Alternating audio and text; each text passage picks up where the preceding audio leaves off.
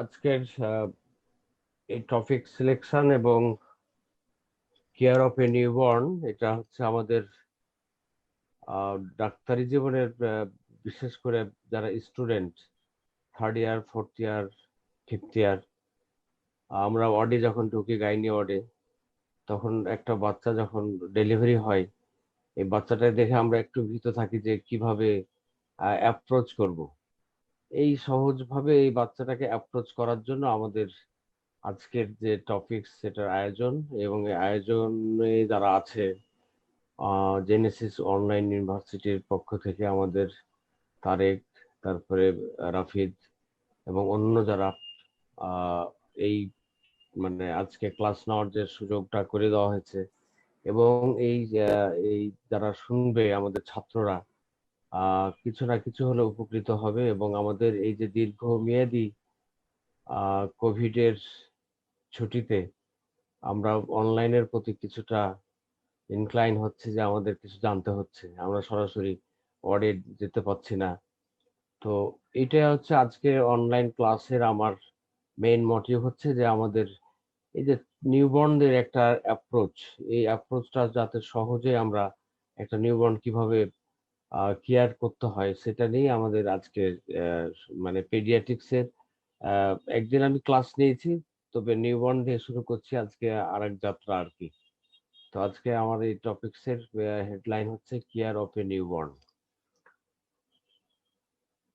এইটা হচ্ছে একটা সদ্যজাত বেবি, জাস্ট জন্মের পরপর একজন, যে হাতটা আছে, হাতটা হয়তো একজন গাইনোকোলজিস্ট অথবা একজন হেলথ ওয়ার্কার, সেটা স্টুডেন্ট হতে পারে, মেডিকেল মানে আমাদের ডাক্তার ইন্টার্নি হতে পারে, অথবা রেজিস্টার, যে কোনো একটা হাতে প্রথম যে বাচ্চাটা আমরা বের করি, আইদার নর্মাল ডেলিভারি অথবা সিজারিয়ান, সে একটা হচ্ছে সদ্যজাত বেবি। এটাই হচ্ছে আমাদের নিউবর্ন। তো নিউবর্নটা কি জিনিস আমাদের, এটা একটু প্রথমে আমরা একটু ইন্ট্রোডাকশনের মাধ্যমে যদি জানি, যে newborn are one of the most curious and interesting human you could ever encounter. You মানে হচ্ছে আমাদের স্টুডেন্ট, এই স্টুডেন্টরা ডাক্তার হলেই এই নিউবর্ন এর কাছে জীবনে একবার ফেস করতেই হবে। You are one of them who handled them primarily at the moment they were delivered. So it is up to us to give the best primary care to these little angels before the handle over them to their parents. That means যে বাচ্চাটা আমরা বের হবে, আজ পৃথিবীর মুখ দেখবে, সে বাচ্চাটাকে আমরা সুন্দরভাবে ডেলিভারি করে ওর কেয়ার নিয়ে এই অ্যাঞ্জেলটাকে তার মার কাছে মানে হাতে দেওয়াটাই হচ্ছে আমাদের উদ্দেশ্য এই নিউবর্ন কেয়ারের। আমাদের দেশের সিনারিওটা কি? 2/3 under 5 death, that is 66% happen in first year of life. আমরা জানি, আমরা থার্ড ইয়ারে আমাদের একটা বিশাল চ্যাপ্টার আছে আইএমসিআই। আইএমসিআই হচ্ছে আন্ডার 5 বাচ্চাদের যে মোর্টালিটি, তার মধ্যে কমনলি যে জিনিসটা হয় যে একটা হচ্ছে যে নিউবর্ন নিওনেটাল ডেথ, একটা হচ্ছে diarrhoea, pneumonia, respiratory tract infection, malaria, এসব মিলিয়ে হচ্ছে আন্ডার 5 মোর্টালিটি। তার 2/3 হচ্ছে আমাদের ফার্স্ট ইয়ারের যে বাচ্চাগুলো মারা যায়, মানে 1 বছরের মধ্যে, সেগুলো হচ্ছে 2/3। তার 2/3 হচ্ছে ইনফ্যান্ট, 1 মাসের মধ্যে। তার 3/4 হচ্ছে নিওনেটাল ডেথ। এবং এই যে নিওনেটাল ডেথের মেজরিটি হচ্ছে first day of life. A first day of life, that means এখন যে আমাদের নিওনেটাল মর্টালিটি রেট 30 লাইফ বাড়তে হচ্ছে, তার মেইন হচ্ছে ফার্স্ট ডে অফ যে ডেলিভারি হয় সেদিনই তার মৃত্যুর কারণ। তো গোল অফ দ্য এসডিজি, যেটা আমাদের 2030 সালে এনএমআর মানে 12 পার 1000 লাইফ বার্থকে আনার জন্য সরকার যে প্রতিশ্রুদ্ধ আমাদের ডাব্লিউএইচ এর কাছে, সেটা হচ্ছে যে আমাদের নিউবর্নদের নর্মাল ভাবে, স্বাভাবিকভাবে আমাদের ডেলিভারি সিস্টেমটা শিখতে হবে। এখন এই যে ফার্স্ট ডেতে আমাদের যে মৃত্যুর এটার মেইন কারণ ধরা হয় birth asphyxia, infection, hypothermia, feeding problem. এই জিনিসগুলো হচ্ছে আমাদের যে একটা নতুন যে বাচ্চা নিউবর্নটা যে জন্ম নিল, এই জন্ম নিতে নেওয়ার সময় এই যে প্রবলেমগুলো চারটা বললাম, এই চারটা প্রবলেমের একটা না একটা সে ফেস করে। এই যে যে আমাদের প্রথমে যেটা বললাম যে বর্তমানে যে 30/1000 লাইভ বার্থ, দ্যাট মিনস 1000টা মানে আমাদের নিউবর্নের মধ্যে 30টা বাচ্চাই মারা যায়। এই 30টা বাচ্চা মারা যায় কারণটা হচ্ছে আমাদের আহ এই ফার্স্ট ডেতে এই যে মেজর এই তিনটা কজ, চারটা কজ। এটা হচ্ছে আমাদের বাংলাদেশের বর্তমান সিনারিও। তাহলে নিউবর্ন কারা, এটা যদি আমি একটু ডিফাইন করি, যে যে period from birth to 28 days of life is called neonatal period, and the infant in this is termed as neonate of a newborn baby. The first week of the life is known as the early neonatal period, and the late neonatal period extends from 7th day to 28 days of age. তো সুতরাং newborn মানেই যে just বাচ্চার delivery হলো সেটাই newborn না। Newborn মানে হচ্ছে তাহলে যেদিন জন্ম নেবে সেদিন থেকে 28 দিন বয়স পর্যন্ত হচ্ছে নিউবর্ন। এটাকে যদি আমরা আরেকটু ভাবে ক্লিয়ার করি, যে neonatal period, neonate, newborn, first 20 days of life, এটা হচ্ছে একটা নিওনেটাল পিরিয়ড বলতে পারি, আমরা নিওনেট বলতে পারি, নিউবর্ন বলতে পারি, এগুলো হচ্ছে সিনোনিমাল টার্মস। এখন নিউবর্নের সাথে আরেকটা উৎপ্রতভাবে জড়িত একটা হচ্ছে যে পিরিয়ড হচ্ছে পেরিনেটাল পিরিয়ড। এই পেরিনেটাল পিরিয়ডটা কি হচ্ছে, এটা হচ্ছে ডাব্লিউএইচও বা উন্নত দেশে 22 weeks of gestational to 7 days after birth. বাংলাদেশের ক্ষেত্রে এটা আর একটু পরে, 24 সপ্তাহ পরে। 28 সপ্তাহ থেকে আমাদের মানে বাচ্চা ধরা হয়। 28 সপ্তাহ হলে একটা বাচ্চা জন্ম নিলে সে বাঁচার অধিকার রাখে। সেজন্য 28 উইকস থেকে আফটার 7 days আমাদের দেশের ইসে। কিন্তু দিনের দিন যত আমাদের নিওনেটাল কেয়ার বাড়তেছে, তাতে পেরিনেটালের এক্সটেনশন হচ্ছে। উন্নত দেশে আমেরিকাতে 22nd week of gestational age to after delivery and after 7 days after birth, এটা হচ্ছে আমাদের পেরিনেটাল পিরিয়ড। এখন এই যে আমি বললাম যে 28 দিন পর্যন্ত নিউবর্ন, এটাকে আমরা বলি early neonate, birth two 7 days পর্যন্ত। আর লেট নিওনেট হচ্ছে after 7 days to 28 days of life. এগুলো ভাগ করার খুব একটা দরকার নাই, কিন্তু কেউ যদি কখনো টার্মটা ইউজ করে যে আর্লি নিওনেট, তাহলে আর্লি নিওনেট হচ্ছে প্রথম 7 দিনের মধ্যে যে বাচ্চাটা হবে, 7 দিন বয়স পর্যন্ত, এবং 7 দিনের পরে হবে এটা লেট নিওনেট। ডেফিনেশনের পর আমরা যদি নিওনেট গুলোকে একটু ভাগ করি, আহ, বিভিন্ন দুই ধরনের ভাগ করি আমরা। প্রথমে depending upon the gestational age. এই যে জেস্টেশনাল এজটা হচ্ছে আমাদের পুরা অ্যান্টিনেটাল পিরিয়ডের এই যে সময়টা, এই বাচ্চাটা যখন জন্ম নেবে সেটা টার্ম আর preterm, post term. Term baby কাকে বলে আমরা জানি, যে 37 কমপ্লিটেড উইকের পর যে বাচ্চাটা জন্ম নেবে সেটা হচ্ছে term baby. Pre term baby হচ্ছে 37 কমপ্লিটেড উইকের একদিন আগেও যদি জন্ম নেয় সেটা হবে প্রি টার্ম। 37 কমপ্লিট উইক হতে তার একদিন যদি বাকি থাকে তখন সেটাও প্রি টার্ম। তাহলে বিফোর 37 উইকস হচ্ছে প্রি টার্ম, পোস্ট টার্ম হচ্ছে 42 উইকস কমপ্লিটেড, এরপরে যে বাচ্চাগুলো জন্ম নেবে তাকে আমরা পোস্ট টার্ম বলবো। এগুলো জানার দরকার কেন, এগুলো জানার দরকার হচ্ছে যখন আমরা নর্মাল, আজকের যে বিষয়টা হচ্ছে যে নিউবর্ন কেয়ার, কোন নিউবর্ন কেয়ার কাদের, নর্মাল নিউবর্ন। আজকে আমরা ডিসকাস করব নর্মাল নিউবর্নের কেয়ার। নেক্সট হচ্ছে যে depending upon the birth weight, আমরা ভাগ করি যে নর্মাল বার্থ ওয়েট, এটা হচ্ছে 25,000 to 3,099 গ্রাম, that is 2.5 KG to 4 KG. এটা হচ্ছে নর্মাল বার্থ ওয়েট।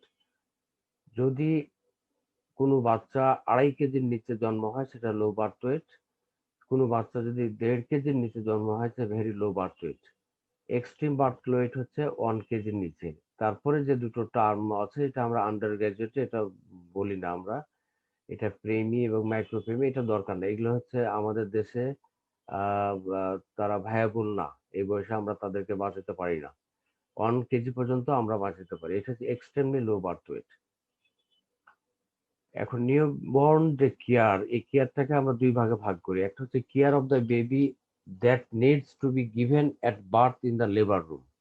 এই যে আমরা বললাম একটা নিউবর্ন মানে 28 দিন পর্যন্ত, তাহলে এই কেয়ারটা আমরা কোথায় কোথায় দিব? এটা হচ্ছে একটা জাস্ট লেবার রুমে একটা নিউবর্ন যখন জন্ম নেবে তখন কিছু কেয়ার, আর একটা কেয়ার হচ্ছে যে যখন বাচ্চা জন্মের পর পর যে সময়টা অতিবাহিত করবে, যদি বাড়ি হোম তাকে পাঠায় দিই সেখানে কি কি করবে মা সেটাকে বোঝানো হয়। আর একটা হচ্ছে পোস্ট ন্যাটাল ওয়ার্ডে জয়দিন ভর্তি থাকবে আপ টু ডিসচার্জ, এবং ডিসচার্জের পরে হোম যেটা হোম আমরা ডিসচার্জ অ্যাডভাইস দেবো সেটা সেই ইটা। তাহলে দুই জায়গাতে আমরা নিওনাটাল কেয়ারটা ইউজ করব। এখন নিউবর্ন কেয়ারের কয়েকটা এলিমেন্টস, একটা হচ্ছে বেসিক প্রিভেন্টিভ নিউবর্ন কেয়ার। এই জিনিসটা কি হচ্ছে এটা আমাদের জাস্ট জানার জন্য, এটা পরীক্ষার জন্য না, জানার জন্য হচ্ছে যে care before and during pregnancy কোন কোন জায়গায় আমরা এই যে প্রিভেন্টিভ এটা ইউজ করব। একটা হচ্ছে care before and during pregnancy, তাহলে প্রেগনেন্সির আগে আমরা কি করে এটাকে কি মানে নিউবর্নের কি কেয়ার কিভাবে নিব। একটা বাচ্চা যখন কনসিভ করে তার আগ পর্যন্ত কোনো মা যদি প্ল্যান ওয়াইজে কনসিভ করে তাহলে আমাদের কিছু মেডিকেশন দিতে হয়। তাহলে একটা বাচ্চাকে প্ল্যান ওয়াইজে যদি প্রেগনেন্ট হতে চায়, তার বিফোর প্রেগনেন্সি তার কিছু প্রিকশন বা তার কিছু মেডিকেশন আমরাকে ইউজ করতে হয়, যাতে তার জন্মগত ভাবে একটা বাচ্চা যখন হবে যাতে নর্মাল হয় এবং তার কোনো জন্মগত কোনো ত্রুটি না হয়। সেটাই হচ্ছে before pregnancy, that is planning. হচ্ছে আমি যে একটা বাচ্চা নেব তার প্ল্যানিং, এই প্ল্যানিং এর কিছু সাপ্লিমেন্ট দিতে হয়, যেমন folic acid, iron, vitamin B, এগুলো সাপ্লিমেন্ট দিলে আমাদের কিছু জন্মগত ত্রুটি, যেমন আমরা যে নোটোকর্ডের পর যেটা আমরা নিওনাটাল কিছু নিউরোলজিক্যাল ডেফিসিট হয়, মেরিঙ্গোসিল, মাইলোমেরিঙ্গোসিল, তারপরে ক্লেফট প্যালেট, ক্লেফট লিপ, এইসব জন্মগত ত্রুটিগুলো হয় না। এটা হচ্ছে এই যে সিস্টেমটা এটা কে দিবে? যে কোনো ডক্টর যারা প্রেগনেন্সি বা গর্ভবতী মায়ের সাথে রিলেটেড, এটা মেডিকেল অফিসার হতে পারে, গাইনোকোলজিস্ট হতে পারে, নট পেডিটিশিয়ান। এটা হবে যে কোনো জেনারেল প্র্যাকটিশনার যারা ইউজ করে তাদের জন্য। আর ডিউরিং প্রেগনেন্সি পুরো অ্যান্টিনেটাল চেক আপ আমাদের দেশে খুবই ডেভেলপ, এবং এবার আমরা ম্যাটার্নাল এবং চাইল্ড এমসিএইচ বেসড যে ডেলিভারি সিস্টেম বাংলাদেশে খুবই সুন্দর, এবং সিস্টেম ওয়াইজে first gestational period, second gestational, third gestational, এইভাবে ভাগ করে আমাদের করা হয়। এই ডিউরিং প্রেগনেন্সিতে অ্যান্টিনেটাল চেক আপ করা হয়। তারপরে ডেলিভারি হওয়ার সময় এটা কি বলি, ক্লিন ডেলিভারি প্র্যাকটিস। এটা কোথায় আমাদের, আমরা যখন ছাত্র ছিলাম তখন বলা হতো যে 90% ডেলিভারি আমাদের দেশে হোম ডেলিভারি হয়। সেটাকে মানে এখন আমরা কিছুটা ওভারকাম করে হয়তো 80% কাছাকাছি নিয়ে আসছি। তারপরেও আমাদের ম্যাক্সিমাম ডেলিভারি হয় হোম ডেলিভারি, যেখানে একজন ট্র্যাডিশনাল দায় বা তারা ডেলিভারি করে। তারা ঠিক সায়েন্টিফিক উপায় মেথড এগুলো করতে পারে না বলে আমাদের অনেক প্রবলেম হয়, যেটা বার্থ এর সাথে রিলেটেড। তারপর হচ্ছে যেখানে ডেলিভারি হয় সেখানে একটা টেম্পারেচার মেনটেন্যান্স একটা সিস্টেম থাকতে হবে। কারণ যে বাচ্চাটা মায়ের জঠরে 9 মাস 10 দিন থাকে, মায়ের টেম্পারেচারে সে অভ্যস্ত থাকে। যখন সে পৃথিবীতে আসে কোন টেম্পারেচার হাই অথবা লো, যে কোনো একটা টেম্পারেচার আসলে তার অ্যাডাপ্টেশন করতে সময় লাগে। এইখানে আমাদের তাকে তার মায়ের টেম্পারেচারের কাছাকাছি টেম্পারেচারটা যেন মেনটেন হয়, সেইখানে হোম সেই ডেলিভারি রুমটাকে আমাদের সেভাবে করতে হবে। জন্মের পর পরে আই এবং কর্ড কেয়ার নিতে হয়, এবং আর্লি এবং এক্সক্লুসিভ ব্রেস্ট ফিডিং হলে আমরা অনেক কিছুই বাচ্চাদের মানে ডিজিজ হতে আমরা প্রিভেন্ট করতে পারি। Early detection of problems and appropriate referral, এটা কিসের elements of the newborn care. একটা হচ্ছে বেসিক প্রিভেন্টিভ নিউবর্ন কেয়ার, একটা হচ্ছে early detection of problem and appropriate referral, and তারপরে হচ্ছে ট্রিটমেন্ট অফ কি problem such as sepsis and birth asphyxia. এই যে তিনটা বেসিক জিনিস আমাদের এলিমেন্টস, এগুলো আমাদের নিউবর্ন কেয়ারের একটা অংশ। এখন এই নিউবর্ন কেয়ারটাকে যদি আমরা মানে ভাগ করি, চারটা কম্পোনেন্ট আছে। একটা হচ্ছে বিফোর কনসেপশন, যেটা নিয়ে ডিসকাস করলাম। এই কনসেপশনটা কনসেপশনের আগে যে প্ল্যানিং অফ বাচ্চা নেওয়ার যে প্ল্যান, এই প্ল্যানের সময় আমরা যাকে যে ট্রিটমেন্টটা দেব, যদি কোনো মায়ের কোনো ইনফেকশন থাকে, কোনো মায়ের টিবি থাকে, কোনো মায়ের যদি কার্ডিওভাস্কুলার ডিজিজ থাকে বা রেসপিরেটরি ডিজিজ থাকে, তখন তাকে যদি সে প্রেগনেন্সি বা দ্যাট ইজ কনসিভ করতে চায় বা বাচ্চা নিতে চায়, তখন তাকে কিছু মেডিকেশন দিয়ে তাকে ফিট করতে হবে। সেটাই হচ্ছে বিফোর কনসেপশন। তারপরে হচ্ছে অ্যান্টিনেটাল পিরিয়ড, পুরা 9 মাস 10 দিন, যেটা হচ্ছে আমরা বিভিন্ন জেস্টেশনাল এজ হিসাবে ভাগ করি। তারপরে হচ্ছে যে during birth and immediate post natal, এই আজকে আমাদের যে কেয়ারটা হবে এখানে এই জায়গায় হচ্ছে যে 3 জায়গার মধ্যে during birth and immediate post natal period. তারপরে হচ্ছে পোস্ট ন্যাটাল, এখানে যে আমি বললাম 28 দিন, এই 28 দিনের মধ্যে একটা বাচ্চার যে সমস্ত প্রবলেম হবে সেটা হচ্ছে নিউবর্ন কেয়ারের একটা কম্পোনেন্ট হিসেবে আসবে।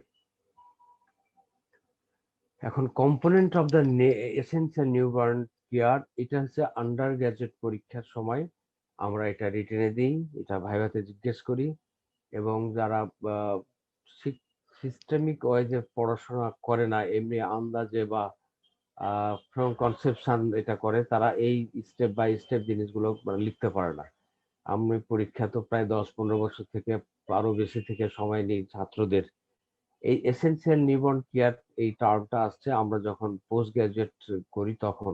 আমরা যখন আন্ডার গ্রাজুয়েটের সময় এসেনশিয়াল নিউবর্ন কেয়ারের কম্পোনেন্ট গুলো ছিল কিন্তু এভাবে ভাগ করা ছিল না। সুতরাং এটা ছাত্রদের জন্য আন্ডার গ্রাজুয়েটের এমবিবিএস পরীক্ষার ফাইনাল পরীক্ষাতে এই ধরনের কোশ্চেন থাকে যে what are the components of essential newborn care. তাহলে ফার্স্ট আমরা বলবো clean delivery and clean cord care. আমরা এতক্ষণ কম্পোনেন্ট পড়লাম, এলিমেন্ট পড়লাম, এগুলো হচ্ছে একটা বাচ্চাকে, সুস্থ বাচ্চা আপ টু টার্মিনেশন এই পর্যন্ত। এখন ডেলিভারি রুমে এটা হচ্ছে, এখানে আমি কয়েকটা সেকশনে ভাগ করে নিয়ে আসছি।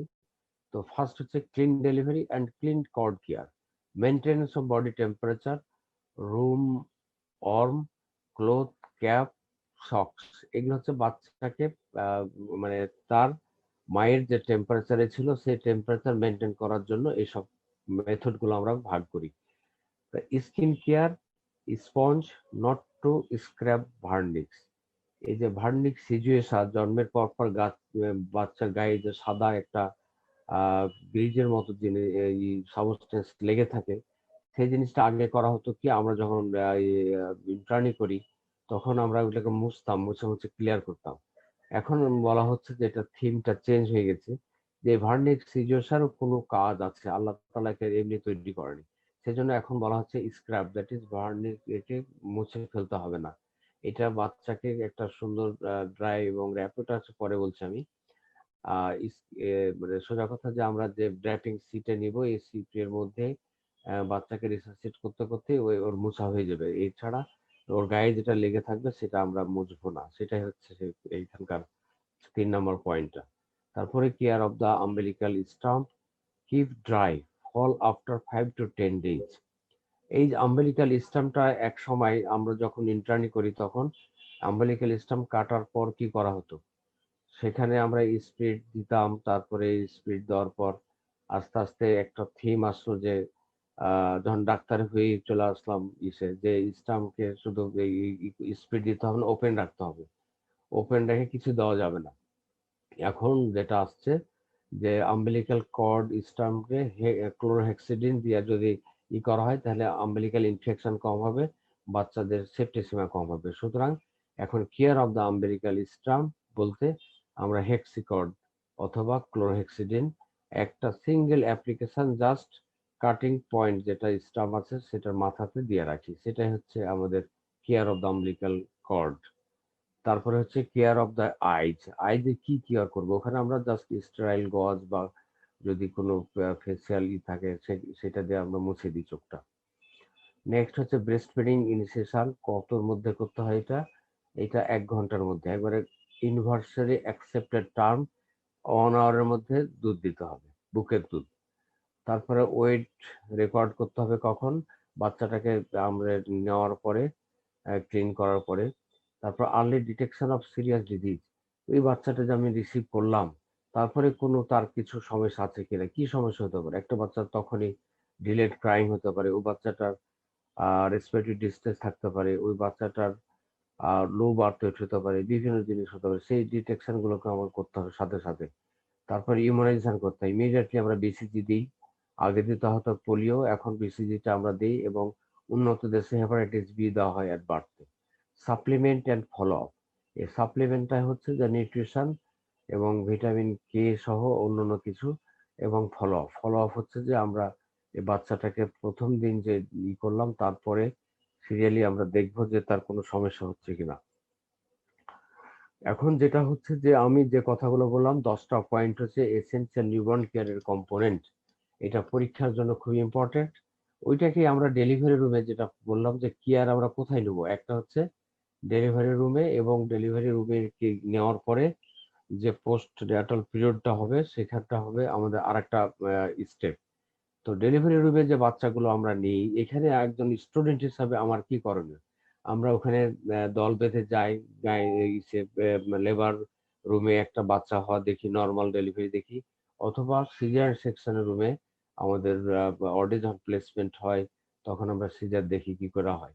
তো বাচ্চাটাকে আমরা যেভাবে যে প্রসেসই হোক, নর্মাল ভ্যাজাইনাল ডেলিভারি হোক আর সিজার সেকশন হোক, তারপরে এইটা হচ্ছে আমাদের ডেলিভারি রুম তাহলে দুই জায়গা। সেখানে আমাদের ডাক্তার হলে একটা অংশ, আর মানে স্টুডেন্ট অবস্থায়, স্টুডেন্টে যখন যারা একটু আগ্রহী, তারা হাতকে সুন্দর করে, এখন যেটা করোনাতে আমরা হাত ধোয়া শিখছি, এই যে যে রুল অফ সিক্স এর যে এই হাত ধোয়া ঠিক মতো ধুয়ে গ্লাভস কেউ পরে, অবশ্য গ্লাভস না পরলেও হয়, গ্লাভস পরাটাই নিয়ম, নিয়ে আমরা ক্লিন একটা ডেলিভারি এবং সেফ ডেলিভারি করব। কোথায় করব? আইদার নর্মাল ডেলিভারি অথবা সিজারেন। সিজারেনে করার পরে ম্যাডাম যারা সিজার করবে তারা তো পরেই থাকবে, কিন্তু যে বাচ্চাটাকে নিবে, আমি যদি স্টুডেন্ট হয়ে আমি প্রথম রিসিভ করি, তাহলে আমার হাতটা অবশ্যই দিতে হবে। এই ensure clean and safe delivery মানে এটা একটা হচ্ছে যে নিজে ক্লিন করব, এবং আমি ক্লিন থাকবো, এবং ক্লিন পরিবেশ, যেখানে আমি ডেলিভারিটা হবে ওই জায়গাটা হতে হবে ক্লিন, যেটা বাচ্চার জন্য সেফ। তাহলে ডেলিভারি রুমটা clean, well ventilated, adequately lighted or room, এগুলো স্টুডেন্টদের জন্য না, এগুলো হচ্ছে যে আমাদের দেখা উচিত যে ডেলিভারি রুমটা কেমন হবে। এটা ক্লিন হতে হবে, ওয়েল ভেন্টিলেটেড হবে, অ্যাডিকুয়েট লাইটেড, এবং ওয়ার্ম হতে হবে। ওয়ার্মটা কেন? ওই যে বাচ্চাটা বের হবে তাকে আমরা একটা মানে তার যাতে হাইপোথার্মিয়া না হয়, অথবা খুব টেম্পারেচার বেশি হয় সেখানেও তার সে এক্সপোজ না হয়। এর পরপর যেটা আসে যে টেম্পারেচার স্টেবিলাইজেশন, আমাদের কয়েকটা মেইন মেজর কজের মধ্যে, ডেথের মধ্যে টেম্পারেচার যেটা স্টেবিলাইজেশন। তারপর সাকশন যদি দরকার হয়, মাউথ এবং নস্ট্রিল। আমাদের বাচ্চাকে একটা যখন ফার্স্ট আমরা কিভাবে নিই, একটা হচ্ছে যে হাত ধোয়ার পর গ্লাভস পরলাম, তারপরে একটা ক্লিন স্টেরাইল ড্র্যাপিং সিট একটা এবং দুটা, কোনো কোনো সময় দুটাই রাখি আমরা, আর একটাতে নিই আর একটাতে আমরা যদি রিসাসিটেশন লাগে তখন লাগে। তো একটা ড্র্যাপিং সিটের মধ্যে আমি যেটা করি যে বাচ্চাটাকে নেওয়ার পর তাকে ওই ড্র্যাপিং সিটের আমার হাতের যেটা হাতের ওপরে ড্র্যাপিং সিট তার মধ্যে নিচ্ছে বাচ্চাটা, তারপরে আমরা ওটাকে জড়ায় নিয়ে একটা পজিশনে, নিউট্রাল পজিশন বলি, করে নিয়ে আমরা প্রথমে মাথা থেকে পা পর্যন্ত ঢেকে দিই, এবং তার নোজ এবং মাউথ এটা দেখি যে তার কোনো সিক্রেশন আছে কিনা, কোনো মিউকেস্টেন আছে কিনা, বা অন্য কোনো আছে কিনা, বাচ্চাটা 1 মিনিটের মধ্যে কাঁদলো কিনা। যদি এই বাচ্চাটা 1 মিনিটের মধ্যে কাঁদে, সেটাকে গোল্ডেন 1 মিনিট বলা হয়। গোল্ডেন 1 মিনিটের মধ্যে যে বাচ্চাগুলো কাঁদলো, এরাই হচ্ছে পৃথিবীতে লাকি। গোল্ডেন 1 মিনিটের পর যদি কাঁদে বাচ্চা দেরি করে, বা দেরি হয় কাঁদতে 1 মিনিটের পরে, সেটা হচ্ছে আমরা ডিলেড ক্রাইং বলি। ডিলেড ক্রাইং এগুলো আমাদের পরবর্তী সেশনের জন্য। তো নর্মাল হচ্ছে যে 1 মিনিটের মধ্যে কাঁদে, এটা হচ্ছে গোল্ডেন 1 মিনিট। এই দেরিটা যদি হয় তখন আমাদের প্রসেস করে কাঁদাইতে হয়। এই প্রসেসটার জন্য আমরা নর্মাল ডেলিভারি না, এটা হচ্ছে অ্যাসিস্টেড ডেলিভারি, সেটা আমরা আহ আর এক সময়, অন্য সময় অন্য টপিক্সের সাথে এটা হবে। তো এই সাকশন, মাউথ অ্যান্ড নস্ট্রিল, তারপর cut of the umbilical cord, আবার এটা আসছে কিভাবে কাটবো। 2.5 ইঞ্চি, 2 ফিঙ্গার, 2 ফিঙ্গার, 1 ফিঙ্গার, তারপরে 4 ফিঙ্গারের সময় 214, এরকম একটা ফর্মুলা আছে। টু ফিঙ্গার ওখানে একটা ক্লাম, তারপরে আর এক ফিঙ্গার ওখানে একটা, এবং 4 ফিঙ্গারের মধ্যে তিন জায়গায় ক্লাম করার পর আমরা আম্বিলিকাসটাকে কাটবো। কাটার পর কি দেবো? ক্লোরহেক্সিডিন দেবো মাথাতে। তারপরে বাচ্চাকে ওয়েট নেব এবং ক্লাসিফাই করব যে বাচ্চাটা নর্মাল ওয়েট নাকি অ্যাবনর্মাল। অ্যাবনর্মাল কিরকম? এটা লো বার্থ ওয়েট হতে পারে, তারপরে ওভার ওয়েট হতে পারে। ওভার ওয়েটটাকে আমরা কি বলি? লার্জ বেবি বলি। তারপরে অ্যাসেস আন্ডার আর্ম, এই জিনিসগুলো যে আমরা করব, ক্লাসিফাই করব, আমলিক্যাল কর্ড কাটবো, এগুলো সব গরম পরিবেশে করব। এখানে হচ্ছে basic care of the normal newborn. এই যে নর্মাল নিউবর্নের বেসিক কেয়ারটা কি? রুমিং ইন, কার সাথে? বাচ্চা মায়ের কাছে থাকবে। Receive the baby in sterile sheet, প্রথমে যেটা বললাম। কাভার অ্যাডিকুয়েটলি অ্যান্ড ড্রেস, এটা হচ্ছে আমাদের যেটা ড্রাইভিং সিট, সেটা সাপ্লাই দেওয়া হবে। তারপরে যে বাচ্চাটা আমরা নিব, তো সেখানে চট করে আমাদের বেসিক কয়েকটা জিনিস দেখতে হবে। একটা হচ্ছে বাচ্চাটার কালার, তারপরে বাচ্চাটা রেসপিরেশন নিচ্ছে কিনা। যে বাচ্চাটা কেঁদে ওঠে ওইটা হচ্ছে রেসপিরেশন। তারপর টেম্পারেচার দেখবো যে বাচ্চাটাকে এই ঠান্ডা আছে নাকি গরম আছে। তারপরে আম্বিলিকাল কর্ডটা দেখবো আমরা। কর্ডটা প্রথমে ক্লাম্প করতে হয়, না হলে বাচ্চার ব্লাডটা প্লাসেন্টার দিকে ব্লাড চলে যায় অনেক সময়। তারপরে রেকর্ড আবার স্ক্রিন ইন টেম্পারেচার। এটা হচ্ছে basic care. Basic care of the normal newborn. What are the role of মা? এই মায়ের রোলটা কি? has instinct, concern, interest, love, and affection, can involve in nursing care, recognition of early evidence of the disease. এইগুলো কখন করবে? একটা বাচ্চার মা যখন নর্মাল ডেলিভারি হয়, এবং এইগুলোর একটা সাধারণভাবে একটা মাকে কিছু কিছু শিখতে হবে। এখন আমাদের দেশে এমন হয়, আমাদের কাছে আছে যে কিছু কিছু কিশোরী মা হয়, সে জানে না যে বাচ্চাকে দুধ দিতে হবে কিভাবে, কিভাবে ধরতে হবে, এগুলো কিছু জানে না। এই জন্য আমাদের ওই যে প্রি কনসেপশনাল কিছু এডুকেশন মাদেরকে দেওয়া উচিত। এবং এটা গাইনোকোলজিস্টেরা অথবা ম্যাটারনিটিতে যারা হেলথ প্রোভাইডার আছে তাদেরই এটা দায়িত্ব। এই দায়িত্বটা কি কি, সেটা হচ্ছে এই জিনিসগুলো আর কি। তারপরে হচ্ছে মা যে ব্রেস্ট ফিডিং করবে, এই ব্রেস্ট ফিডিং এর প্রতি গুরুত্ব কেন দেওয়া হচ্ছে? আজকে সারা বিশ্ব ব্রেস্ট ফিডিং এর প্রতি ঝুঁকেছে। আমাদের আহ বাংলাদেশে সহ যেগুলা ডেভেলপিং এবং আন্ডার ডেভেলপ কান্ট্রি, এগুলোতে ব্রেস্ট ফিডিং এর ইম্পর্টেন্সটা সবচেয়ে বেশি। বাট যারা ব্যস্ত দুনিয়ায়, বিশেষ করে ইউরোপিয়ান আমেরিকান, সে মারাও এখন ব্রেস্ট ফিডিং এর দিকে এগিয়ে আসছে। আগে তারা কিন্তু বুকের দুধ খাওয়াতো না। বাচ্চা ডেলিভারি করা শেষ, তার কর্মস্থলে চলে যেত কিছুদিন পর, আর বাচ্চাকে ওই আর্টিফিশিয়াল ফিডের উপর রাখা হতো। তাতে কি হয়? দেখা যায় যে বাচ্চাগুলো বড় হয়, বাচ্চাগুলোর বুদ্ধি ওইভাবে হয় না, যেটা আমরা বলি আর কি। ব্রেস্ট ফিডিং এর অনেকগুলো অ্যাডভান্টেজ আছে, সেই অ্যাডভান্টেজ গুলো সব মায়ের জন্যই প্রযোজ্য, পৃথিবীতে যতগুলো মা হবে। ফার্স্ট কি করব আমরা? 1 আওয়ারের মধ্যে বুকে দুধ স্টার্ট করব। এই যে 1 ঘন্টার মধ্যে আমাদের যে কালচার আছে, শুধু বাংলাদেশ না, বিভিন্ন বাংলাদেশের বিভিন্ন জায়গায়, ইন্ডিয়ান, পাকিস্তান, সেটা হচ্ছে প্রিল্যাকটাল ফিড। বাচ্চার মুখে মধু দিতে হবে। বাচ্চার মুখে মধু দিলে বাচ্চার পরবর্তীতে মিষ্টি হাসবে, বাচ্চা ভালো কথা বলবে, এরকম ধারণা। সুগার পানি দিতে হবে, গ্লুকোজ দিতে হবে, এরকম একটা ধারণা ছিল। সেগুলো হচ্ছে প্রিল্যাকটাল ফিড। সেই ধারণাটা চেঞ্জ।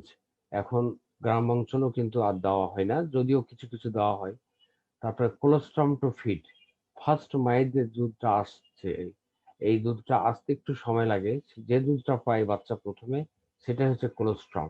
এই কোলোস্ট্রামের কিছু অ্যাডভান্টেজ আছে ওভার মিল্ক। এই সাধারণ মিল্ক থেকে কোলোস্ট্রামের কিছু গুণ আছে যেগুলো বাচ্চার জন্য খুবই উপকারী। যেমন এখানে কিছু অ্যান্টিবডি আছে, কিছু ইমিউনোগ্লোবিন আছে, যেগুলোকে বলা হয় যে কোলোস্ট্রাম হচ্ছে ফার্স্ট টিকা। এটা বাচ্চার যে গাটের গেল, সেখানে তার প্রতিরোধ ক্ষমতা তৈরি করে। তারপরে নো নিড অফ ওয়াটার। এই সময় বাচ্চাকে 1 ফোঁটা বুকের দুধ ছাড়া পানিও দেওয়ার দরকার নেই। ডিমান্ড ফিডিং 2 to 3 আওয়ার্স, 15 থেকে 20 মিনিটস। বার্থ, বাচ্চা যদি পেটি হয় তাহলে বার্পিং করতে হবে। অ্যাডিকুয়েট অফ ব্রেস্ট ফিডিং, এই হচ্ছে মাদার্স রোল। মা বুকে দুধ খাওয়াবে, এটাই হলো ফার্স্ট কথা। এই বুকে দুধ খাওয়ার জন্য আমাদের কিছু সেশন আছে, যেমন আইএমসি এতে 3rd ইয়ারে পজিশন, বাচ্চার পজিশন এবং অ্যাটাচমেন্ট, এই দুটো টার্ম, চারটা চারটা করে পয়েন্ট আমরা থার্ড ইয়ারে যখন প্লেসমেন্ট হয় 12 দিন ব্যাপী IMCI যে এটা হয় সেখানে আমরা ওটা প্রশিক্ষণ দিই। Care of a normal newborn, আবার একই কথাই বারবার maintenance of body temperature, avoid bath on first day. তাহলে কিছু কিছু কথা আসছে যে মেনটেনেন্স অফ বডি টেম্পারেচার, তাহলে এটা কিভাবে? একটা কালচার ছিল এক সময় যে বাচ্চা জন্মের পর পর তাকে পরিষ্কার করতে হবে, কি দিয়ে? পানি টানি দিয়ে ওয়াশ করতে, এটাকে অ্যাভয়েড করতে হবে। এখন বলা হচ্ছে যে এই যে ভার্নিশ ইউজে আবৃত থাকছে, এটারও কিছু সাইন্টিফিক কোনো কারণ আছে যেটা বাচ্চার হেলথের জন্য উপকারী। কভার অ্যাডিকুয়েটলি অ্যান্ড ড্রেস, এই বাচ্চাকে যারা শীত প্রধান দেশে বাচ্চা হয় তাদেরকে আমরা গরম কাপড় দিয়ে জড়াই, তারপরে একটা ক্যাপ থাকে, তারপরে সক্স থাকে, এগুলো হচ্ছে থাকে ওখানে বাচ্চার জন্য। তারপরে বাত তাহলে কখন দেবো আমরা? এই বাত দেওয়ার খুব বেশি প্রয়োজনীয়তা নেই, যদি বা ব্লাড স্টেন থাকে অথবা মিকোনিয়াম স্টেন থাকে, শুধুমাত্র তখন আমরা তাকে ওয়াশ দিতে পারি। সেখানে স্পঞ্জিং ইনসাফিসিয়েন্ট, স্পঞ্জিং করলেই হয়।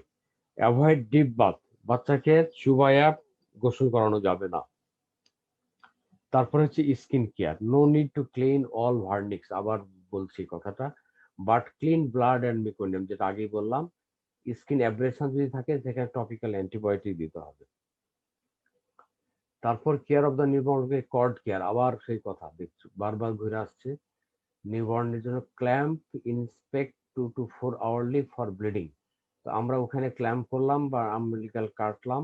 এখন বলছে যে পোস্ট ন্যাটাল অডি, যেটা আমরা বাচ্চাকে মায়ের কাছে দিয়ে রোমিং করি, তখন 2 থেকে 4 ঘন্টা পর পর যে দেখতে হবে যে বাচ্চাটার যে আমরা টাইট কর্ডটা যে ক্ল্যাম্প করলাম সেখান থেকে ব্লিডিং হচ্ছে কিনা। এমনও দেখা গেছে যে ব্লাড হতে হতে বাচ্চা প্যালোর হয়ে ইভেন আমরা তাকে বাঁচাতেও পারিনি, এরকম দু একটা ঘটনা প্র্যাকটিক্যালি হয়েছে। সুতরাং বাচ্চাকে ফলো আপে ফার্স্ট নাভিটাই দেখতে হবে যে তার ওখান থেকে কোনো ব্লাড হচ্ছে কিনা। কোনো ড্রেসিং বা হেক্সিকর্ড, ক্লোরহেক্সিডিন, ক্লিং অফ দ্য টেপ, এই যে এখানে আমরা ক্ল্যাম্প করার পর যে আমব্লিকাসটা কাটি এবং মাথাতে আমরা কি দেব, তোমাদের যারা ফিফথ ইয়ারে তারা দেখছে হয়তো ওয়ার্ডে, সেটা ক্লোরহেক্সিডিন অথবা হেক্সিকর্ড। এখন এখন আর ওপেন রাখা হয় না, এইটাই দেওয়া হয়। তারপরে আই কেয়ার, স্টেরাইল কটন দিয়া, তার ভিটামিন কে সাপ্লিমেন্ট, তারপরে ড্রেসে সাফ করা হয়। এগুলো হচ্ছে কেয়ার অফ দ্য নর্মাল নিউবর্নের পয়েন্ট। এখন care of the normal in routine care, যেটাকে আমরা বললাম যে ফার্স্ট এসেনশিয়াল কেয়ার, সেটা হচ্ছে রুটিন কেয়ার। তার চেয়ে আরো কেয়ার যেগুলো লাগবেই। একটা বাচ্চা যদি টার্ম হয়, ভিগোরাস হয়, ক্রাইং হয়, পিঙ্ক হয়, গুড টোন হয়, নো মিকোনিয়াম, এইসব কিছু নেই, তাহলে কি করতে হবে? ওই বাচ্চাকে মায়ের চেস্টে, মায়ের স্কিনে টাচ করতে হবে। এই ক্যাঙ্গারো কেয়ার মাদার যেটা, সেটাই আর কি। দ্যাট ইজ বাচ্চার এটা রুমিং। বাচ্চা যদি কোনো সমস্যা না থাকে তাহলে বাচ্চার মায়ের কাছে চেস্টে দিতে হবে আর কি। তারপরে ড্রাই রাখতে হবে, cover with dry linen, skin to skin contact, clean Airways, বাচ্চার পজিশনটা এমন হবে যেন বাচ্চা ঠিক মতো শ্বাস নিতে পারে। এখন কেয়ার ডিউরিং সাবসিকুয়েন্ট পিরিয়ড, পিরিয়ডটা কি? আমরা রুম, এইটা হচ্ছে ডেলিভারি রুমের গেল। তারপরে ওয়েট রেকর্ডিং, এটা ডেলি একটা বাচ্চা প্রথমে যে ওয়েট হয় তার থেকে 2-3 দিনে 5 to 10%, 10% কমে ওয়েট আপ টু 7 days পর্যন্ত। তারপর 2-3 দিন স্ট্যাটিক থাকে, তারপর ওজন আবার রিগেন করতে থাকে। Average weight gain there after 30 gram per day, এটা সাধারণত 10 থেকে 14 দিন পরে ওজন গেইন করা শুরু হয়। তারপর ইমিউনাইজেশন, BCG আমাদের দেশে এখনো দিতে হয় এটা। তারপর discharge plan and future visit, এই যে আমি একটা বাচ্চাকে নর্মালি ডেলিভারি করালাম বা সিজারিয়ান করলাম, একটা বাচ্চা সুস্থ নর্মাল বাচ্চাকে মাকে সহ বাড়িতে পাঠাতে হবে, সেটাই হচ্ছে ডিসচার্জ প্ল্যান। এই প্ল্যান হলে মাকে কি কি অ্যাডভাইস দিব আমরা, এটা routine care of the baby, এটা হচ্ছে আমাদেরই। এবং আমরা কখন ডাকবো, এই বাচ্চাটাকে আদৌ ডাকার দরকার আছে কিনা, অবশ্যই সেটা পেশেন্টের মানে বাড়ি কোথায়, তার ডিস্টেন্স, তার এই রেখার উপর তার আমরা ভিজিট দেবো। এখন early detection of serious disease, এটা আমরা ওই যে 3 নম্বর পয়েন্টে বলছিলাম যে একটা বাচ্চা নর্মাল ডেলিভারি হওয়ার পর আমাদের ফলো আপে দরকার। এই ফলো আপে আমরা কি কি জিনিসগুলো দেখবো, সেটা হচ্ছে একটা ব্লিডিং ফ্রম এনি সাইট। কারণ আমরা যদি সে বাচ্চাটার কোনো কারণে হিমোফিলিয়া বা আদার কোনো ব্লিডিং ডিসঅর্ডারের কারণে হয়, তাহলে তার বিভিন্ন সাইড থেকে ব্লিডিং হতে পারে। তার মধ্যে মেইন সাইট হচ্ছে আমাদের আম্বিলিকাস। তারপর জন্ডিস অ্যাপিয়ার উইদিন 24 আওয়ার্স, এটা হচ্ছে ভেরি ভেরি ওয়ার্নিং পয়েন্ট। তারপর ডিপ জন্ডিস কখন বলবো, আমাদের একটা রেশিও আছে যে jaundice appear in first phase, within phase it is about 10 milligram per deciliter. When jaundice appear up to umbilicus, this is 10, and when it appears a palm and sole, it about 15 milligram per deciliter. সুতরাং আমাদের এটা deep jaundice যখন পাম এবং শোলে থাকবে, এবং সেটা হচ্ছে pathological. Physiological jaundice সাধারণত 24 ঘন্টা থেকে 48 ঘন্টার মধ্যে হয়, এবং এটা সাধারণত 5 থেকে 10, দ্যাট ইজ আম্বিলিকাসের নিচে আর নামে না। তারপর রিগার্জিটেশন, ভমিটিং, লুজ স্টুল, পোর ফিডিং, লেথার্জি, এক্সেসিভ স্লিপিনেস, এই পয়েন্টগুলো আমরা একটা নর্মাল বাচ্চার খেয়াল করব। আর কি কি, এক্সেসিভ ফ্রদিনেস, কোনো কারণে যদি ইসোফেজিয়াল অ্যাট্রিয়াসা থাকে তাহলে এখানে ড্রুলিং হবে, ফ্রদি হবে বাচ্চার মুখ থেকে। তারপরে কোল্ড টু টাচ, একটা বাচ্চা যে হাইপোথার্মিয়া, নাকি টেম্পারেচার বেশি, নাকি ডিহাইড্রেশন আছে, এগুলো দেখা যাবে। অ্যাবডোমিনাল ডিস্টেনশন, একটা বাচ্চার দুধ খাওয়ার পর পেট ফুলতে লেগেছে। তারপর একটা বাচ্চার ডিফিকাল্ট বা র্যাপিড ব্রিদিং, ঘন ঘন শ্বাস নিচ্ছে, দ্যাট ইজ নিউমোনিয়া। আর কনভালশন, নিউনেটাল কনভালশন, এই 10টা পয়েন্ট হচ্ছে আমাদের সিরিয়াস ডিজিজ। তারপর আমরা চলে যাব কমন কিছু নিওনেটাল প্রবলেম, যেমন এক্সেসিভ ক্রাইং একটা বাচ্চার, তারপর সুপারফিশিয়াল ইনফেকশন, কিছু স্কিন প্যাচুল থাকে যেগুলো সাধারণত বড় ডাক্তারের কাছে বা স্পেশালিস্টের কাছে যাওয়ার প্রয়োজন হয় না। তারপরে ব্লকড নেজোল্যাক্রিমাল ব্যাক্ট, একটা বাচ্চার চোখ দিয়ে পানি পড়ে, এটা হচ্ছে কমন নিওনেটাল প্রবলেম। আর কি আছে, মাইনর নিওনেটাল পিকুলারিটি, যেমন ইরাথেমা টক্সিকাম, আর্টিকারিয়া, এই সবগুলো।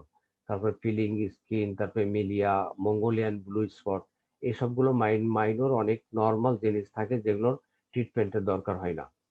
আর কি, সাবকনজেক্টাল হিমোরেজ, একটা বাচ্চার যদি নর্মাল ডেলিভারি হয় তাহলে চোখের ওখানে কিছু একটা হিমোরেজ স্পট থাকে, যেটার জন্য অনেক বাচ্চা আমাদের কাছে নিয়ে আসে, যেটার কোনো ট্রিটমেন্টের প্রয়োজন হয় না। তারপর হচ্ছে এবেস্টান পার্ল, এটা কোথায় থাকে, এটা আমাদের যে হার্ট প্লেটের উপরে দুটো মুক্তা দানার মতো ছোট ছোট মিড লাইনে দুটো পয়েন্ট থাকে, মানে এলিভেশন থাকে, সেগুলো হচ্ছে এপিস্টান পার্ল, এটাও নর্মাল, কোনো ট্রিটমেন্টের দরকার হয় না। তারপরে শাকিং ক্যালোসিটি, যেটা হচ্ছে বাচ্চার মুখের যে টাংটাই যদি থাকে, টাই হচ্ছে মানে আমাদের ফ্রেনুলাম যেটা থাকে টাংটা, ওটা একটু বড় থাকে, তখন জিভটা সে পুরোপুরি বের করতে পারে না। তারপরে হাইমেনাল ট্যাগ, নন রিট্রাক্টেবল প্রিফিউজ, প্রমিনেন্ট জিফোস্টার্নাম, এটার জন্য অনেক মা নিয়ে আসে, দাদি নিয়ে আসে যে এখানে কোনো গোটা আছে, মানে টিউমার হয়ে গেছে। জিফোস্টার্নামটা প্রমিনেন্ট বোঝা যায় যেহেতু বাচ্চার স্কিনটা অনেক পাতলা বা সফট নরম, সেজন্য এটা দেখা যায়। তারপরে আম্বিলিকাল হার্নিয়া, এটাও নিয়েও বাচ্চার আছে যেগুলো ট্রিটমেন্ট করার দরকার হয় না। এই পয়েন্টগুলো যেগুলো বললাম, মাইনর ডেভেলপমেন্টাল পিকুলারিটি, যেগুলো বাচ্চার মধ্যে থাকে, যেগুলো সাধারণত কাউন্সিলিং করতে হয়। মাইনর ডেভেলপমেন্টের মধ্যে আর একটা কি, disorder due to placental passage of hormone, that is mastitis neonatorum, vaginal bleeding, এটাকে উইথড্রল ব্লিডিং বলা হয়। এটা সাধারণত থার্ড ফোর্থ ডেতে হয় এবং এটা 3-4 দিন থাকে। মিকোয়েড ভ্যাজিনাল সিক্রেশন, এগুলো সব নর্মাল ফেনোমেনন। তাহলে এখন যেটা আছে, আমরা ধরি ছাত্রদের যে what are the criteria of a normal newborn, একটা নিউবর্ন নর্মালকে কখন আমরা নর্মাল বলবো, এর ক্রাইটেরিয়াটা কি? তাহলে ফার্স্ট পয়েন্ট হচ্ছে জেস্টেশন। এইটা খুবই, এটা আবিদ মোল্লা স্যারের বই এবং অনেক পেডিয়াট্রিক্স বই যেগুলো পড়বে ছাত্ররা, সেখানে লেখা আছে খুব সুন্দর করে, এবং এটা অবশ্যই পড়তে হবে। তাহলে প্রথমে হচ্ছে জেস্টেশন। এইটা কেন বললাম, আমি আগে যে প্রি টার্ম টার্ম এগুলো বলে আসলাম সেই জন্য। 37 থেকে 42 উইক, কমপ্লিট উইকের মধ্যে যে বাচ্চাটা হবে সেটা হচ্ছে নর্মাল। তাই নর্মাল বাচ্চার ক্রাইটেরিয়া এই পয়েন্টগুলো খেয়াল করতে হবে। একটা জেস্টেশনাল এজ 37 থেকে 42 উইকস হতে হবে, বার্থ ওয়েট হবে 2,500 থেকে 4,000 পর্যন্ত, দ্যাট ইজ 2.5 কেজি থেকে 4 কেজি পর্যন্ত। তারপরে ব্রিদিং স্পন্টেনিয়াস হবে, রেগুলার রেসপিরেটরি রেট যেটা 30 থেকে 60 পার মিনিট। তারপর কালার হবে পিঙ্ক, যে বাচ্চাটা কেঁদে উঠবে তার কালার অবশ্যই পিঙ্ক হবে। পেরিফেরাল কিছু সাইনোসিস, দ্যাট ইজ একটু নীল নীল ভাব থাকতে পারে কিছুক্ষণের জন্য। তারপর হার্ট রেটটা কেমন হবে বাচ্চাটার, সেটা হবে অবশ্যই 100 থেকে 160 পার মিনিটের মধ্যে। টেম্পারেচার কি হবে, অ্যাক্সিলারি টেম্পারেচার সাধারণত 97.5 to 99 ডিগ্রি ফারেনহাইট। এখন সব সেন্টিগ্রেডে নিয়ে আসতেছে এগুলো। এটা হচ্ছে ক্রাইটেরিয়া। তার gestational age, birth weight, breathing, colour, vital সাইনগুলো, এই তিনটায় vital sign: breathing, colour, heart rate এবং টেম্পারেচার, এগুলো হচ্ছে ভাইটাল সাইন। তারপরে ওএফসিটা নর্মাল 33 থেকে 35 সেন্টিমিটার, লেন্থ 50 সেন্টিমিটার। একটা বাচ্চা কতটি লম্বা হতে পারে? 50 সেন্টিমিটার। একজন এমবিবিএস গ্রাজুয়েট হিসাবে অবশ্যই এই পয়েন্টগুলো আমাদের জানা উচিত। চেস্ট সার্কামফারেন্স কি হবে? হেড সার্কামফারেন্স হচ্ছে একটু কম হবে। আপার সেগমেন্ট, লোয়ার সেগমেন্ট রেশিও, এগুলো না জানলে চলে। শাক শুন আফটার বার্থ, একটা বাচ্চা জন্মের পরপরই দুধ টানতে আরম্ভ করে। স্লিপ 18 আওয়ার পার ডে, মানে ম্যাক্সিমাম 18 ঘন্টা পর্যন্ত একটা বাচ্চা ঘুমাইতে পারে, এটি স্বাভাবিক। তারপরে ফিজিওলজিক্যাল ফটোফোবিয়া, একটা বাচ্চা সাধারণত জন্মের পরপর সাধারণত রোদে বা আলোর দিকে তাকায় না, এটাই হচ্ছে ফিজিওলজিক্যাল ফটোফোবিয়া। তারপরে ইয়ার কার্টিলেজ, ব্রেস্ট নডিউল, তারপর লিভারটা দেখি, জেনিটেলিয়া, মেল ফিমেল, এই সবগুলো আমাদের normal criteria of a newborn.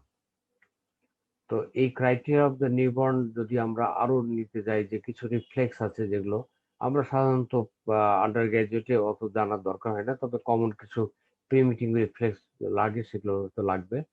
তবে একটা নর্মাল বাচ্চার টোন কি? ইনক্রিজ টোন থাকে, ফ্লেক্সন অ্যাটিটিউড নিয়ে থাকে। মায়ের কোলে যেভাবে থাকে ঠিক এই বাচ্চাটা ওইটা ফ্লেক্সন অ্যাটিটিউডে থাকে, টোনটা বেশি থাকা হয়। 95% of term এবং pre-term void within 24 hours, but some pass in 48 hours.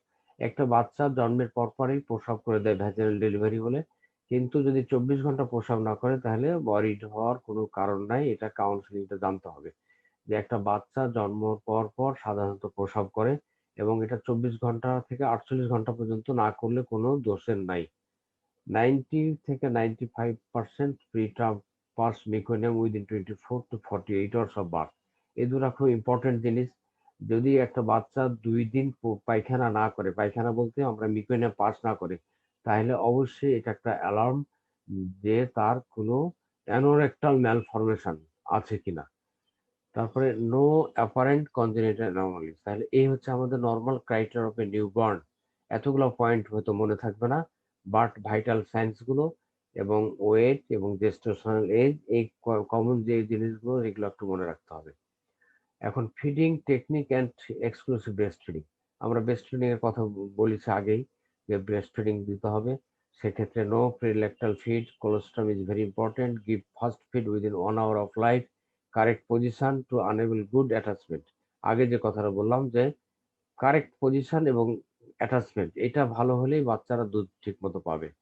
On demand feeding, বাচ্চা যখন খাইতে চাইবে তখনই খাওয়াতে হবে।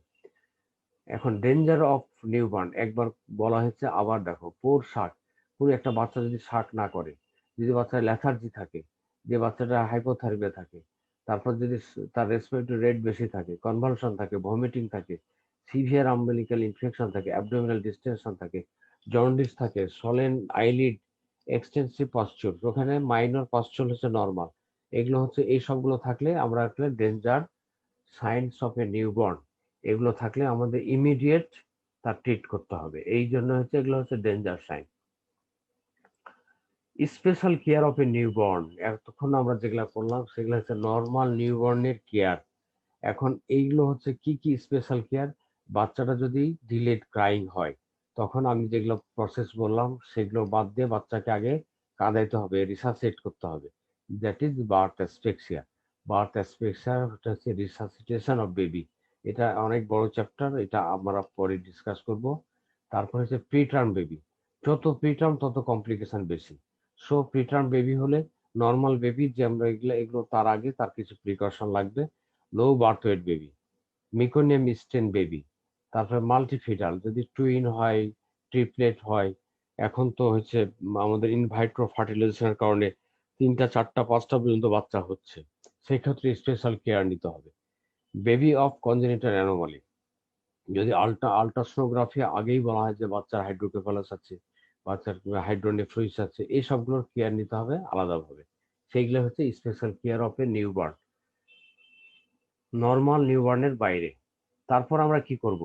আমরা হচ্ছে যে একটা বাচ্চার, এতক্ষণ যেটা করলাম সেটা একটা নর্মাল বাচ্চার কেয়ার নিলাম এবং ওর যা জটিলতা হতে পারে সেটার কেয়ার নিব, এবং একটা বাচ্চাকে আমরা এখন এক্সামিনেশন করবো। এই এক্সামিনেশনটা ডেলিভারি রুমে করতে হবে আফটার রিসাসিটেশন, আফটার কমপ্লিটলি, যখন একটা নর্মাল বেবি হবে, যে তাকে একজন এক্সামিনেশন করবে কি মেডিকেল গ্রাজুয়েট, যার অথবা একজন পেডিয়াট্রিশিয়ান।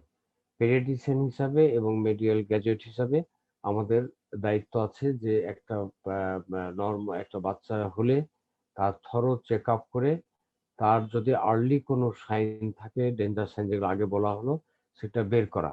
সেই জন্য বলা হচ্ছে যে এক্সামিনেশনের কিছু প্রিন্সিপাল আছে। একটা বাচ্চাকে এক্সামিনেশন করলে আমাদের কিভাবে করতে হবে, প্রিন্সিপালটা হচ্ছে, ফার্স্ট হচ্ছে হ্যান্ড ওয়াশ, এবং কোথায় করতে হবে, ওয়ার্ম এনভায়রনমেন্ট, এবং করতে হবে কি প্রসেসে, একটা হচ্ছে একটা ফার্স্ট একটা লুক দিতে হবে, 30 সেকেন্ডের লুক। কিরকম লুক, জেনারেল লুক, যে এই বাচ্চাটার ইমিডিয়েট কোনো প্রবলেম আছে কিনা, কি ইমিডিয়েট প্রবলেম থাকতে পারে, রেসপিরেটরি ডিস্ট্রেস থাকতে পারে, একটা বাচ্চা সাইনোস থাকতে পারে। এখন একটা বাচ্চা সাইনোস থাকবে, এই অবস্থায় আমি তাকে চেক আপ করবো তা তো হয় না, তাকে সাথে সাথে অক্সিজেন দিতে হবে, বা রেসপিরেটরি ডিস্ট্রেস হলে অক্সিজেন দিতে হবে, তাকে রিসার্চেট করতে হবে। এইটা হচ্ছে যে 30 সেকেন্ডের লুক। ইমিডিয়েটলি একটা বাচ্চার কোনো আমার একজন গ্র্যাজুয়েট হিসাবে, একজন এমবিবিএস স্টুডেন্ট হিসাবে, একটা স্বাভাবিক যে বাচ্চার রেসপিরেশন, একটা বাচ্চার কালার, এটা আমার যদি জানা না থাকে তাহলে তো আমি বুঝতে পারবো না। এই জন্য বলছি যে স্টুডেন্টদের যেটা, যে একটা নতুন বাচ্চা যখন জন্ম নেয় আমি কি দেখে আরম্ভ করব, সেই জিনিসটার ভীতি কাটানোর জন্য আজকে আমাদের এই টপিকস। তো এইটা হচ্ছে যে প্রিন্সিপালটা হচ্ছে যে বাচ্চাকে থরো চেক আপ করতে হবে, টপ টু টো, মাথা থেকে পা পর্যন্ত। কিভাবে, ইন ফ্রন্ট, সামনের দিক থেকে এবং পিছনের দিক থেকে। একটা বাচ্চা কমপ্লেন করতে পারবে না যে আমার এই হয়েছে ডাক্তার, তুমি ভালো করে দেখো আমাকে। সুতরাং তোমাকে নিজে থরলি এক্সামিনেশন করে তার প্রবলেম থাকলে বের করতে হবে। সেটা কি, আমরা প্রথমে যদি স্কিনটা দেখি, তাহলে কিছু কিছু যে ল্যানুগোহিয়া থাকে, মিলিয়া থাকে, মটলিং থাকে, এগুলো আমাকে জানতে হবে যে এগুলো স্বাভাবিক কিনা অস্বাভাবিক কিনা।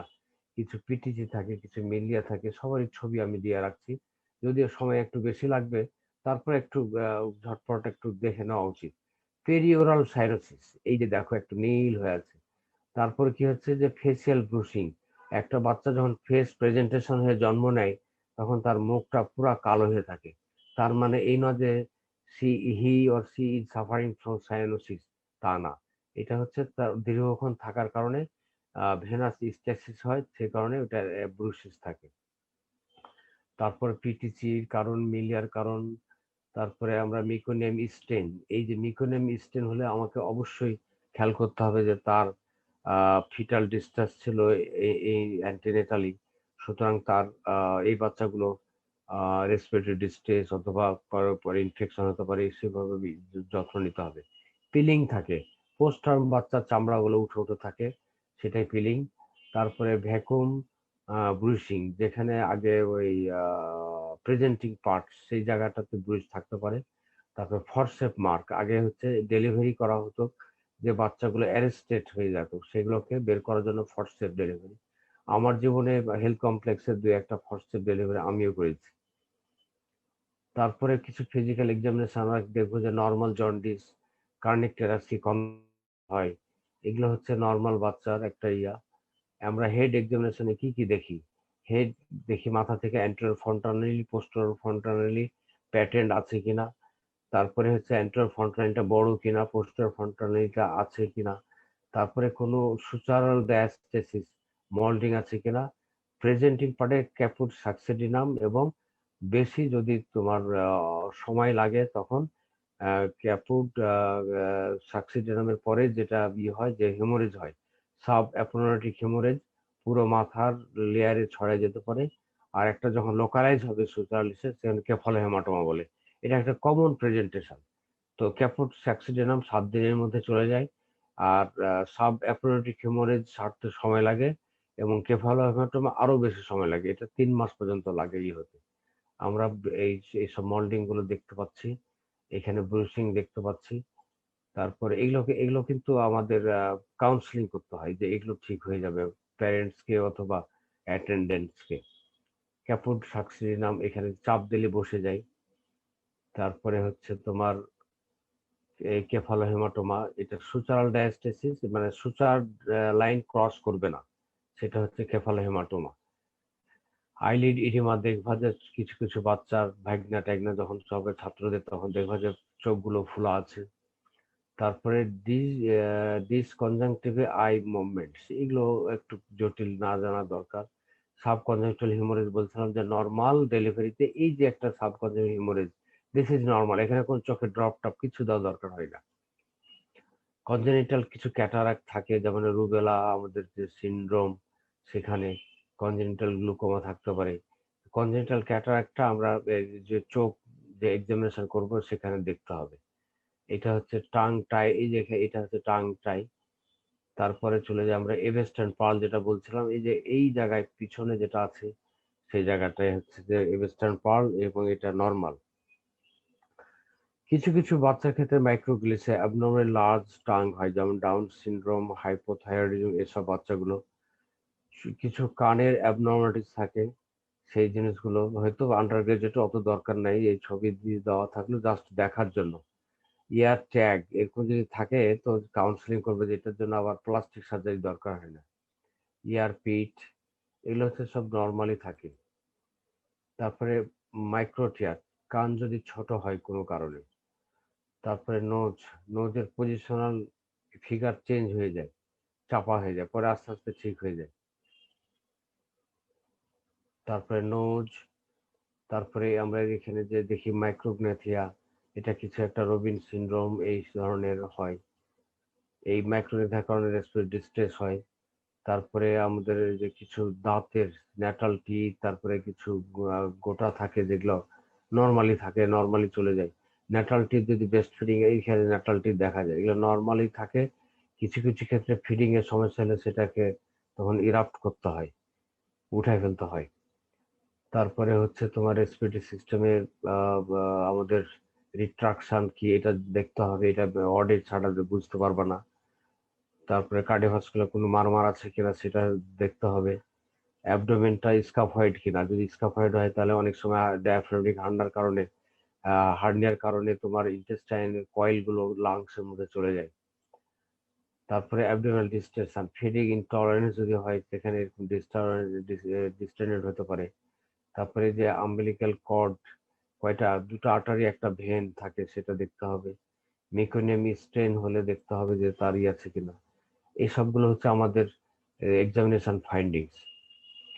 তারপরে হচ্ছে জেনোরেক্টাল জিনিস, এই জিনিসটা এই যে এখানে দেখো যে করোগেটেড স্কিনের মতো অ্যানাস থাকে, যদি দেখা যেটা প্লেন হয়ে আছে তাহলে অ্যানাসটা ইমপারফোরেটেড, যেটা বলে অ্যানোরেক্টাল ম্যালফরমেশন। এটা হচ্ছে এমার্জেন্সি সার্জিক্যাল একটা ডিজিজ, যেটা পেডিয়াট্রিক সার্জনকে ইমিডিয়েটলি তোমাকে রেফার করতে হবে। সুতরাং একজন ডাক্তার হিসেবে তোমার এটা জানার দরকার, দেখার দরকার।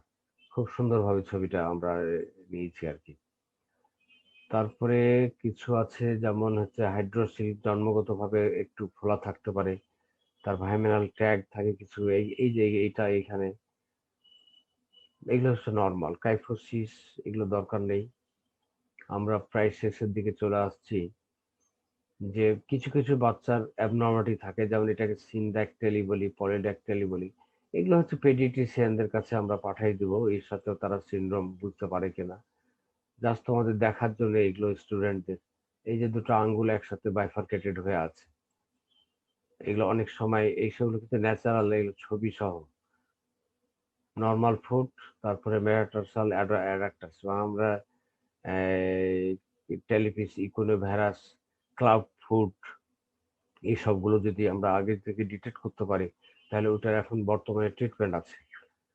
তারপর নিউরোলজিক্যাল, আমি বলেছিলাম তখন কিছু রিফ্লেক্সের কথা। এই নিউরোলজিক্যাল এক্সামিনেশনে আমরা টোন দেখবো, টোনটা কি হবে, একটা বাচ্চার ইনক্রিজ থাকে সবসময়, ফ্লেকশন অ্যাটিটিউডে থাকে। আচ্ছা, তারপরে আমাদের যে যে যে অফিস থোটোনাস বা এরকম কোনো আর্চিং পজিশন থাকে, কখন তখন বুঝবো যে বাচ্চাটার কোনো কনভালশন হয়। এটা হচ্ছে সবচেয়ে কমন একটা রিফ্লেক্স, যদি একজন স্টুডেন্ট না জানে তাহলে আমরা মাইন্ড করি, সেটা হচ্ছে মরো রিফ্লেক্স। এগুলো হচ্ছে ইনবর্ন কিছু রিফ্লেক্স মায়ের থেকে আসে নিউরোলজিক্যাল ডেভেলপমেন্টের, দ্যাট ইজ মাইলিনেশনের কারণে। সেগুলো হচ্ছে ইনভলেন্টারি, এগুলো আসে এবং 32 উইকস অফ জেস্টেশনাল এজে অ্যাপিয়ার করে এবং আফটার বার্থ 3 to 4 মান্থ বয়স হলে মোরো রিফ্লেক্স চলে যায়। কিন্তু মোরো রিফ্লেক্স যদি তারপরেও থাকে, this is abnormal. Moro reflex, plantar reflex, এখানে দেখলে হাত দিলেই, বাচ্চারা আঙ্গুল দিলেই এখানেই হয়। কয়েকদিন আগে একটা ছবি ভাইরাল হয়েছে যে ডাক্তারের মাস্ক ধরে নিউবর্ন ধরে নিয়েছে, তো এটা হচ্ছে পামার রিফ্লেক্স। আর একটা হচ্ছে প্লান্টার রিফ্লেক্স, পায়ের ওখানে যদি আঙ্গুলের ওখানে সুড়সুড়ি দাও, সে এমনি অটোমেটিক ভাবে চেপে ধরবে কোনো কিছু। আর পামার রিফ্লেক্স হচ্ছে হাতে, এমনি তোমার আঙ্গুলটা দাও তো তোমার আঙ্গুল চেপে ধরবে, এটা ইনভলেন্টারি রেসপন্স। তারপরে আমরা যদি গ্রাফস রিফ্লেক্স এর কথা বললাম আগে, সাকিং রিফ্লেক্স, তারপরে হচ্ছে তোমার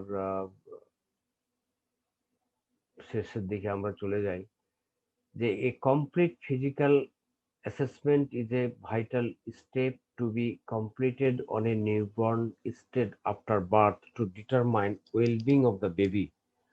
Throughout her hospital stay, physician, nurse, and other healthcare providers should continually assess the newborn for change in health and for signs of problem or illness. তাহলে একটা নিউবর্ন নর্মাল বাচ্চা হাসপাতালে ডেলিভারি হলে তাকে আমরা থরো হসপিটালে অবস্থান করা অবস্থায় ফলো আপ করবো এবং কোনো অ্যাবনর্মালিটি আছে কিনা, মানে কোনো কিছু তার সিরিয়াস কোনো ডিজিজ আছে কিনা, এই সব সব চেক করার পর একজন মায়ের কাছে একটা সুস্থ বাচ্চা অফার করব এবং তার সুস্বাস্থ্য কামনা করে আমরা তাকে মাকে দিব এবং কিছু রুটিন চেক আপের রুটিন রুটিন কেয়ারের অ্যাডভাইস দিয়ে ডিসচার্জ দেব। এই হচ্ছিল আজকে আমাদের রুটিন নর্মাল কেয়ার। এখন অনলাইনের আমাদের যে ক্লাস হচ্ছে, এই ক্লাসের কোশ্চেন করার হয়তো সুযোগ এমনি নাই। কারোর কোনো প্রশ্ন থাকলে তোমরা ওইভাবে অনলাইনে লিখে দিয়ে আমরা আনসার করার চেষ্টা করব। কারণ এমনি বোধহয় অনেক টাইম নিয়ে ফেলছি, ঘন্টাখানেক হয়ে গেল নাকি? আচ্ছা, খোদা হাফেজ, সবাই ভালো থাকবে।